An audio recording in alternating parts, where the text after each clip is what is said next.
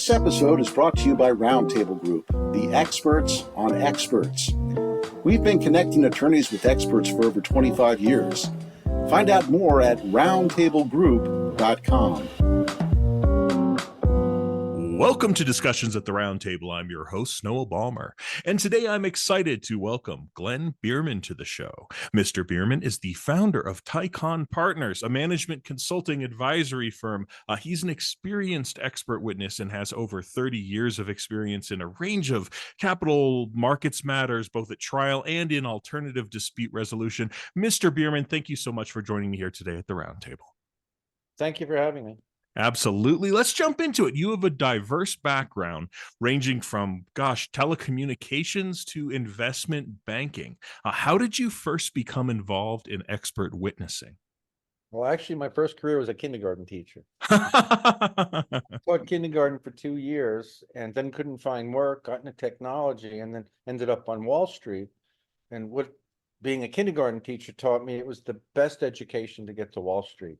Because every investment banker, broker, and investor I spoke with had the attention span of a 5-year-old, and if they didn't get the value proposition in the first 3 sentences, they were gone. So it's helped me through my career. So I evolved from that to, I've worked with a lot of attorneys over the years, to them asking me, can I get involved? Or a friend saying, I have a friend that got hurt in the market, can you help him with a FINRA arbitration? And I kind of just evolved into it. When you say got involved in arbitration, tell me a little bit about that. Well, the procedure, since I was principal of my own investment bank and head of compliance, I understand FINRA rules, regulations, and laws. The investor came to me, he had lost his whole portfolio through a broker. And so I knew the process was, I instructed him, the first thing you have to do is notify the firm that you have a dispute and you want to arbitrate through FINRA arbitration rules, and they can't ignore that. So once that started, the process has started, basically. A lot of people don't know that expert witnesses are sometimes used in arbitration and alternative dispute resolutions. Have you acted as an expert witness in an arbitration or in an alternative dispute? Right now, I'm involved with the JAMS arbitration. Oh, okay. And it's between an investment banking firm and a public company. And so, yes, I'm an expert witness for this JAMS arbitration. I've done a couple of JAMS arbitrations, a couple of AA arbitrations, and a handful of FINRA arbitrations. How is it different working in an alternative dispute resolution, such as an arbitration, compared to being a conventional expert witness in a conventional action? Well, I would say it's the same, but the subject matter might be different. So if it's an arbitration, there's a little more flexibility, but typically, well, let me separate it. If it's a true FINRA arbitration, there's a whole FINRA arbitration process. In the case of the JAMS arbitration I'm working on right now, the investment banker took my client to court, and then in court they said, well, it says in your agreement that you're going to arbitrate. So the judge said, go arbitrate and come back if you can't figure it out. For our audience who isn't familiar with FINRA, could you briefly describe what that is? It's basically the financial industry's self-regulated organization. So they self-regulate to make sure they're following all the rules, regs, and laws. And they're supposed to do enforcement as well. So when I would run my firms, they would audit my firm every year, make sure that I was doing everything right. But they also have a very refined process for FINRA arbitrations, whether it be between an investor and a firm or a firm and a firm. There's a whole process that it's automatic in the financial industry. They don't go to JAMS first. They go to FINRA arbitration. During an arbitration, is there an attorney or is there somebody else representing the client? Oh, typically there's multiple attorneys and financial experts or expert witnesses, depending on what the subject matter is. Are there still reports that are written the way that an expert witness would write a report for a conventional action? Oh, 100%. The report's no different because it's all about the subject matter. whether you're talking to arbitrators or a judge, it's really the same kind of report. Let's dig into that a little bit. Our primary topic for today, which is expert reports. Walk me through your process for writing an expert report. Starting with, are you typically on a team of expert witnesses where you might be collaborating to generate an expert report, or are you typically doing either solo work or doing your section solo? No, I'm a subject matter expert, and so the subject matter expert work, it's not a matter of other experts are working on it. I do, however, hire my own support. As an example, I was given a very short, like 4 days, to do a report over a weekend. Huh. So I asked my partner, Mitch Silverman, he's got complements my expertise and investment banking background as well. So I asked him to help me. And so what the process really is, you start with research. You research through FINRA, SEC, all the related agencies. You put your report together based on research, and then you get to a point where you have your findings based on the research you did. Sure. And how do you present those findings in a matter that your audience, be it just the judge if it's a bench trial, or the jury, or whoever else might read it, the opposing counsel, how do you present it in a way that is reliable and trustworthy and also understandable at the same time? Well, that's interesting. So um, a report is kind of dry, as you know. And Sure. I've always found that visuals are great aids. They don't have to read the words; they could look at the picture. So in one of my cases I was involved with, it was an individual investor who lost a bunch of money from a broker. And when I got into the research, I said to my client, "It looks like the signature on your original um, application, your original opening your account is different than the signature on the option agreement." Hmm. And it turned out that the broker had forged his signature. I hired an expert witness writer to analyze it and prove it was in fact that. So that was about, I want to say it was about a under 500,000 claim.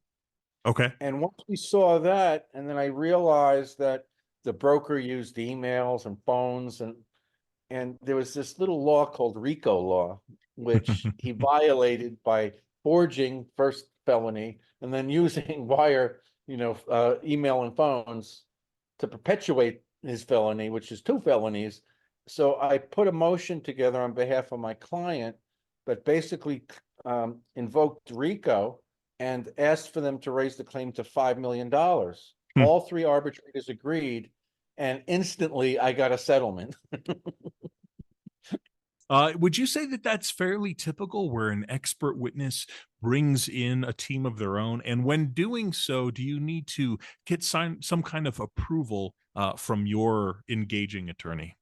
Oh, without a doubt, you don't do anything without your client agreeing. And in the case of Roundtable, if that particular case was a Roundtable case, I would ask Roundtable to find me a handwriting expert for the case.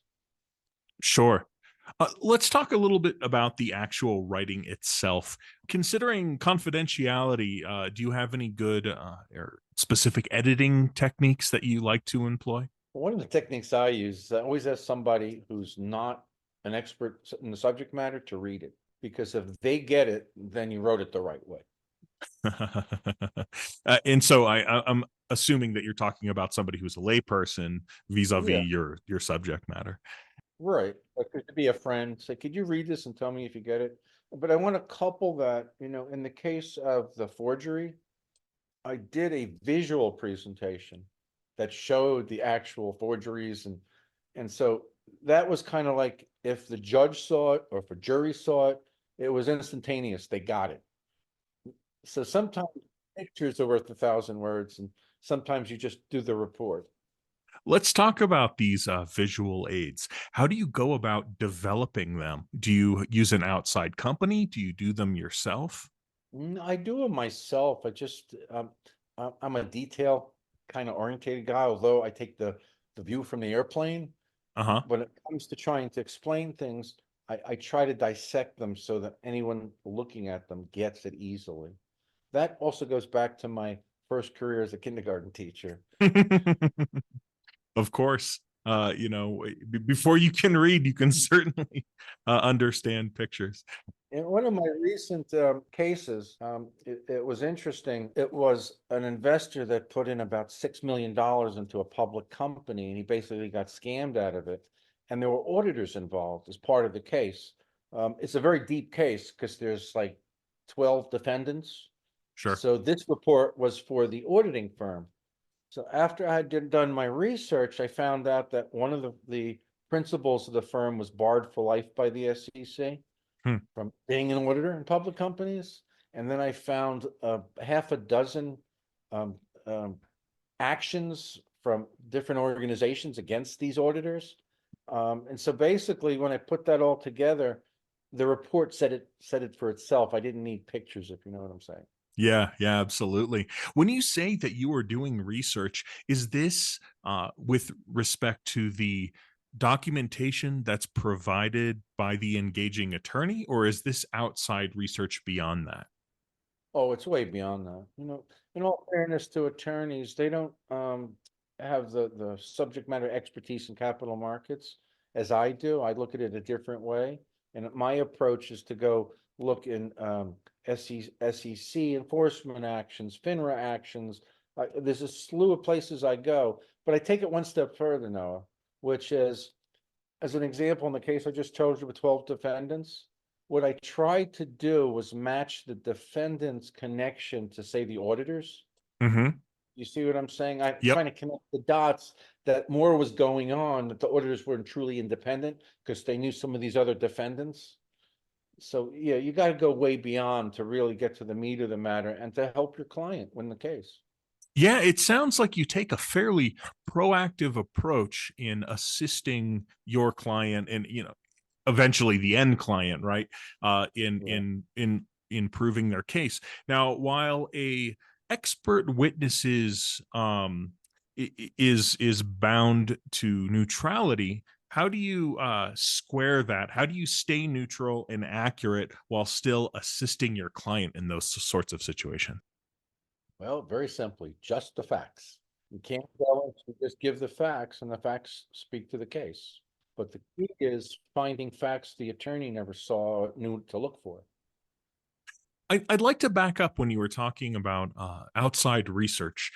How do you bill for that? In other words, when you are first designing your billing contract with your with the engaging attorney, do you set aside a certain number of hours or a pertinent research that might be required for the case? And do they ever get kind of sticker shock that you had to go out and do a bunch of outside work? Well, it's not outside work. I'm going to outside sources. I mean, like Sure. if I go to some of the legal sources, um, they charge you minimal, like a couple dollars to pull down documents. Right. As part of the research I do is I go into the dockets and I read through the docket information, what's been filed to get a better general idea. Um, there is always sticker shock, Noah. Always Yep. sticker shock.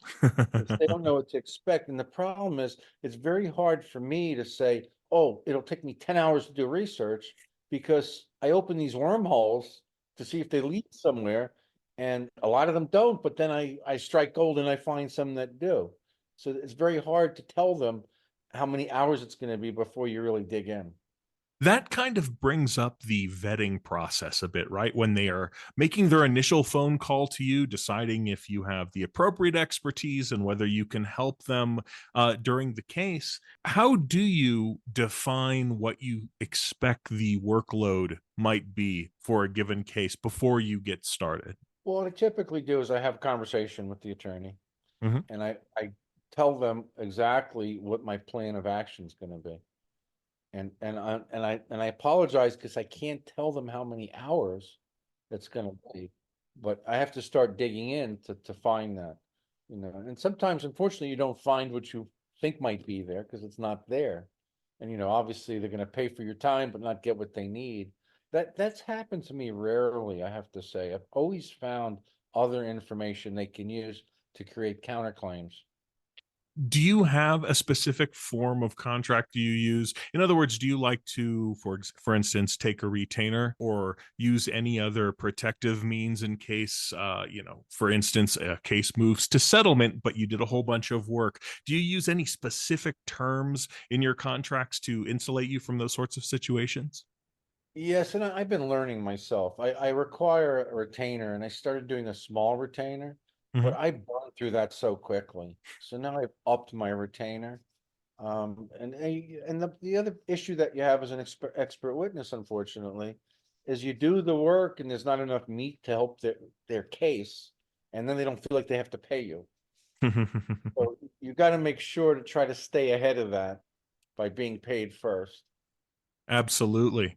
So let's go into the actual mechanics of your expert witnessing. Once you've written your report, you might have a deposition. What is your strategy for depositions? How do you handle the stress, the anxiety of being peppered with a whole bunch of questions? Well, typically you get interrogatories before you get depositions. So now you already see the questions, you answer the questions, and your client usually helps you through the questions if there are any issues.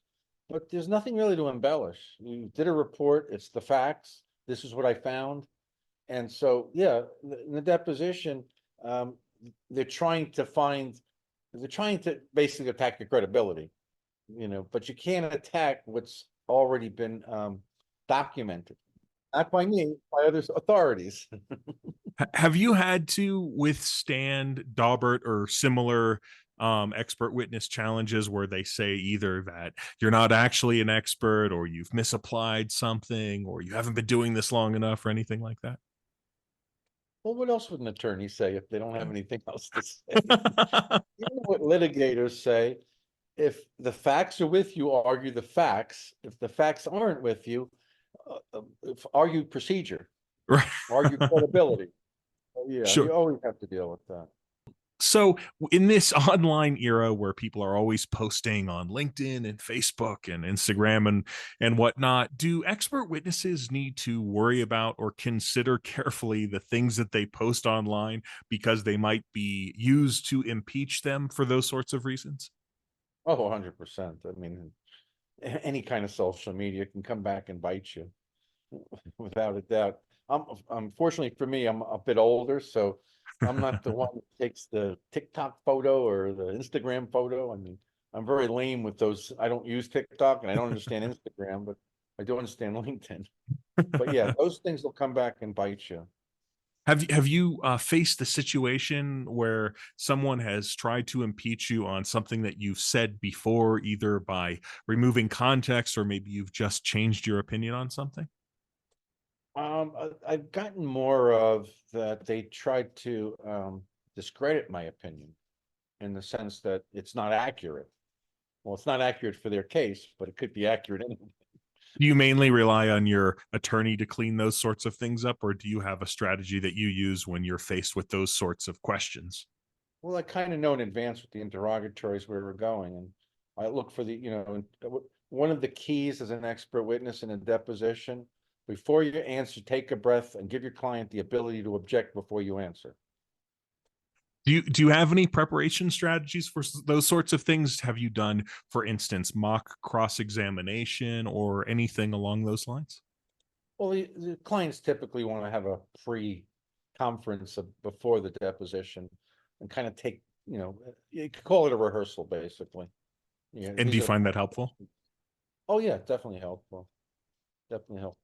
Are there any other strategies that you would recommend that newer experts use when first going into a deposition or cross examination or anything like that that have assisted you throughout your career? I always go and double check my work before a deposition. And I also make sure I didn't miss anything so that I'm comfortable that I can stand before them um, and basically certify what I did and why I did it and how I did it.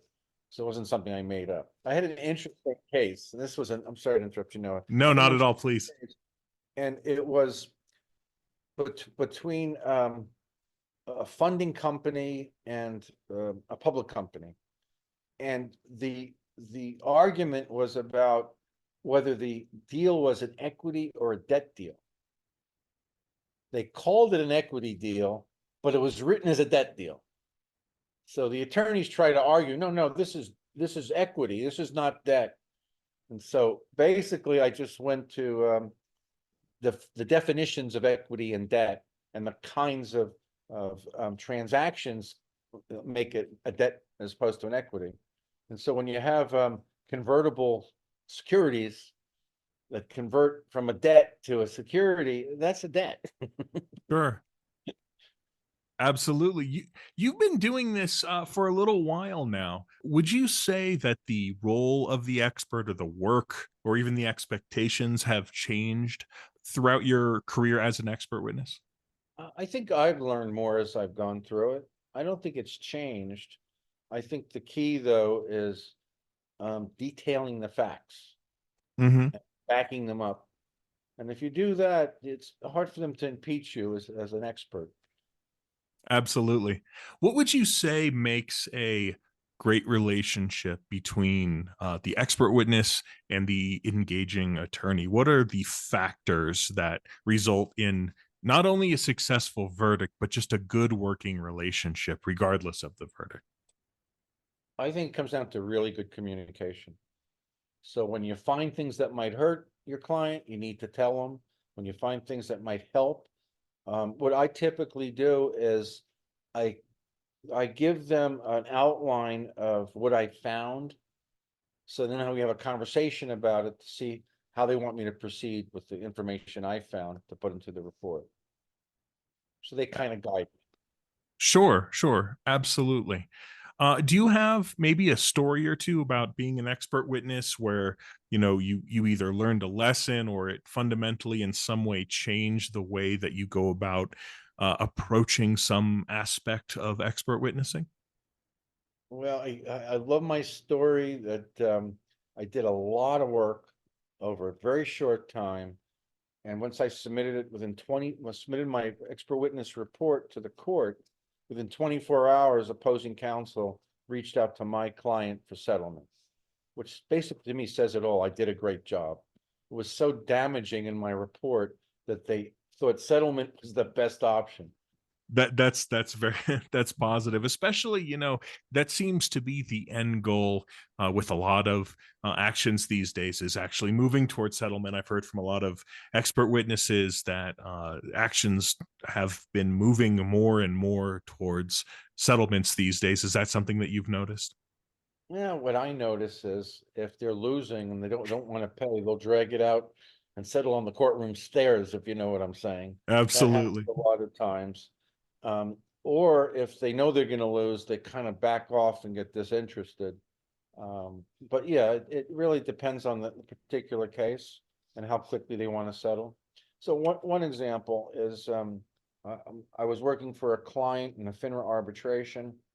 Um, I found a lot of things that were done wrong, failure to supervise, several rules were violated. And I put the whole thing together, and I don't want to name the firm, but it was one of the named broker dealers, if you will. I went through literally 6 levels of internal lawyers that were opposing my position. And then they went out and hired an outside law firm. I could say the name, Greenberg Trauer. And I happen to know Greenberg Trauer because they bought my first investment bank. I was quite impressed that they went out 6 levels of lawyers internally and then hired an outside firm to come up against me. That's got to feel good. Have you worked in different venues besides FINRA? Have you worked in, say, different states or federal jurisdictions or anything like that?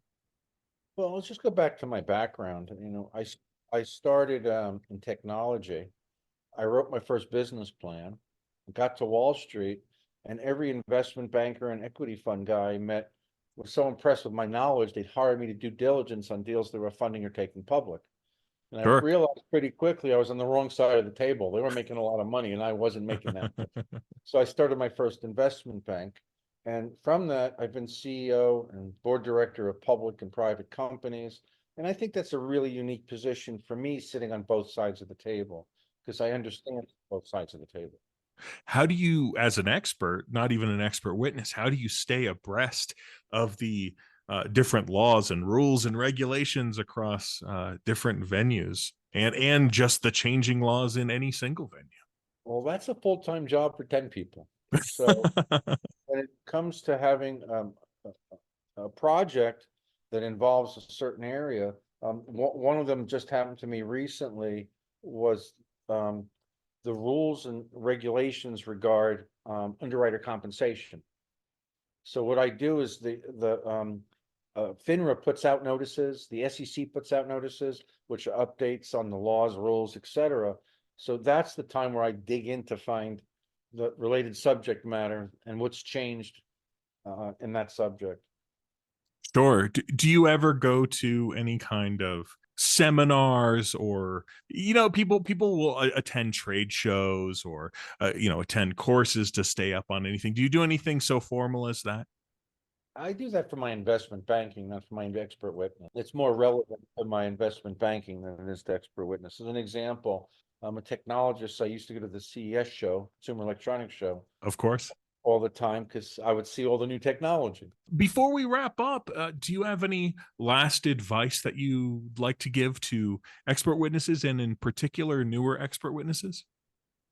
Again, I'll say, take your draft report and have a novice read it and see if they get your point or points. Because if they get it, then anyone else reading it will get it. Mr. Bierman, sage advice. Thank you so much for joining me here today at the Roundtable. Thanks for having me. And thank you to our listeners for joining me for another discussion at the Roundtable. Cheers. Thank you for listening to our podcast, Discussions at Roundtable.